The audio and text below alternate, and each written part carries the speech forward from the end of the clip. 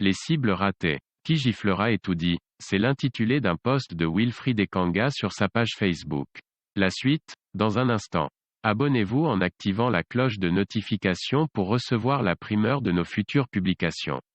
Voici les détails de son post dans son intégralité.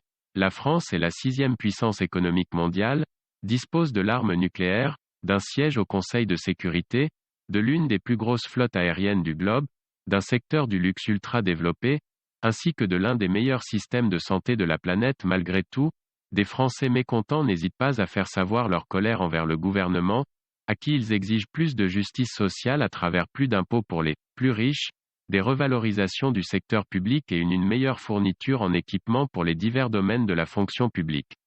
Certains vont même jusqu'à administrer une claque retentissante à la plus haute autorité de l'État. Dans le même temps, au pays des crevettes, il y a plus de délestage en 2021 qu'à l'époque des dinosaures, un petit stade de 60 000 places n'est toujours pas achevé depuis l'âge de bronze, et des bébés meurent encore par manque de couveuse, sans compter qu'il n'existe aucune autoroute fonctionnelle sur le territoire, et que la simple eau potable se conjugue à l'imparfait du subjonctif. De surcroît, à la tête de l'État se trouve un cadavre momifié dans un sarcophage aux clous déjà bien soudés, et dont l'odeur putride empeste tout le triangle national. Alors chers frères français, si vous giflez votre président alors que vous faites partie du top 6 mondial, et que la France est d'ailleurs le pays le plus visité au monde, je me demande bien ce que vous feriez au cercueil en Bubinga que nous avons à Etoudi.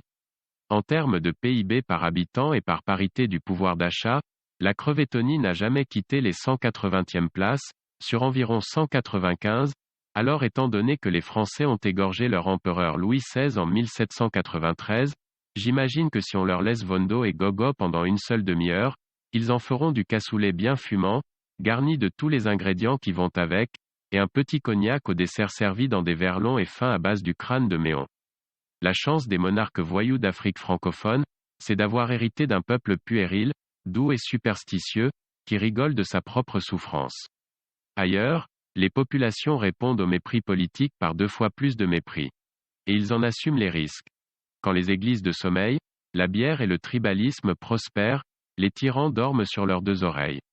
L'envoûtement est réussi, c'est une stratégie bien connue, les serpents ont besoin de feuilles mortes pour mieux se faufiler. Et camoufler leurs écailles dégoûtantes.